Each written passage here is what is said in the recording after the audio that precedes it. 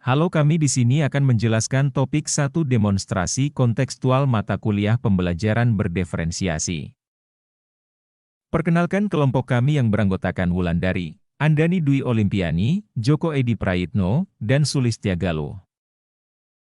Topik pembahasan pada kali ini ada 3. Yang pertama, pengertian pembelajaran berdiferensiasi, kedua, contoh keragaman anak di kelas, dan yang terakhir, teori pendukung yang mendasari pembelajaran berdiferensiasi. Pengertian pembelajaran berdiferensiasi. Pembelajaran berdiferensiasi adalah pembelajaran yang mengakomodir, melayani, dan mengakui keberagaman siswa dalam belajar sesuai dengan kesiapan, minat, dan preferensi belajar siswa. Sedangkan pengertian diferensiasi adalah proses belajar mengajar di mana siswa mempelajari materi pelajaran berdasarkan kemampuannya, kebutuhan, dan apa yang mereka sukai, sehingga mereka tidak frustrasi dan merasa gagal selama proses pembelajaran. Breaus dan Magie, 2010, Fox Hoffman, 2011, Tomlinson, 2017. 4 aspek dalam pembelajaran berdiferensiasi antara lain yang pertama konten, kedua proses, ketiga lingkungan belajar, dan yang keempat produk. Contoh keberagaman anak di kelas. Keberagaman yang pertama adalah keberagaman agama. Kelas terdiri dari siswa dengan beragam latar belakang kehidupan, salah satunya yaitu keberagaman agama. Keberagaman yang kedua, keberagaman sifat dan kepribadian. Setiap siswa memiliki kepribadian dan karakter yang unik. Seorang pendidik harus memiliki kemampuan untuk menyesuaikan pendidikan yang sesuai berdasarkan berbagai perbedaan yang ada. Keberagaman yang ketiga yaitu keberagaman gaya belajar. Salah satu tindakan awal yang harus dilakukan guru dalam rangka menyesuaikan kebutuhan belajar siswa selama proses pembelajaran adalah membiasakan diri dengan gaya belajar yang beragam dan berbeda yang dimiliki siswa. Sebagai pendidik, guru dapat memfasilitasi, menginspirasi, dan membantu mewujudkan impian siswanya melalui belajar mandiri. Dengan demikian, baik guru maupun siswa dapat bekerja sama untuk mencapai tujuan pendidikan di kelas dan menumbuhkan suasana positif di lingkungan sekolah. Keberagaman selanjutnya yaitu keberagaman tingkat kognitif. Setiap siswa memiliki rentang kemampuan kognitif yang unik. Terbukti bahwa siswa yang memiliki kemampuan kognitif tinggi atau cepat memiliki kemampuan untuk menangkap isi pembelajaran dengan cepat. Akibatnya, perlu untuk memasukkan pembelajaran yang berbeda ke dalam proses pembelajaran untuk memastikan peserta didik mendapat pembelajaran sesuai dengan kebutuhannya.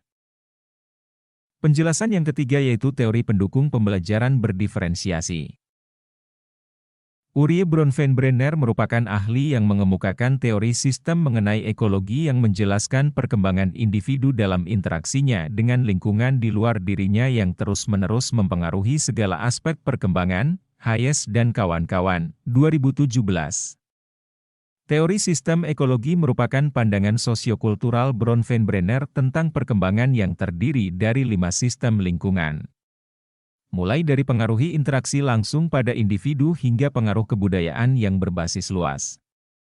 Kelima sistem ekologi tersebut adalah mikrosistem, mesosistem, ekosistem, makrosistem, dan kronosistem.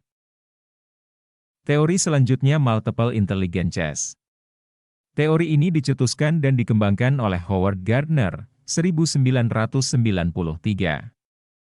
Gardner mendefinisikan inteligensi sebagai kemampuan untuk memecahkan persoalan dan menghasilkan produk dalam suatu setting yang bermacam-macam dan dalam situasi yang nyata. Berdasarkan pengertian ini, dapat dipahami bahwa inteligensi bukanlah kemampuan seseorang untuk menjawab soal-soal tes IQ dalam ruang yang tertutup dan hanya konsentrasi pada soal itu tanpa ada gangguan dari lingkungan luar. Akan tetapi inteligensi memuat kemampuan seseorang untuk memecahkan persoalan yang nyata dan dalam situasi yang bermacam-macam. Teori yang ketiga adalah Zone of Proximal Development. Zone of Proximal Development atau ZPD adalah zona antara tingkat perkembangan aktual dan tingkat perkembangan potensial. Tingkat perkembangan aktual tampak dari kemampuan anak menyelesaikan tugas-tugas secara mandiri.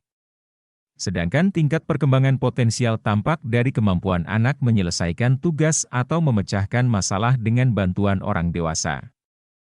Setiap peserta didik memiliki ZPD yang berbeda-beda, maka dari itu bimbingan dan instruksi dengan kadar yang sesuai sangat dibutuhkan untuk dapat mengembangkan potensi masing-masing siswa. Suprayogi et al. 2022. Teori yang terakhir yaitu Learning Modalities.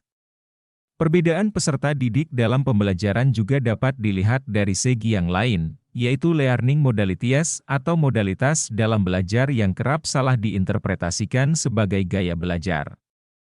Learning modalities ini biasa dikenal sebagai VAK atau visual, auditory, dan kinestetik. Sekian penjelasan dari kami. Terima kasih.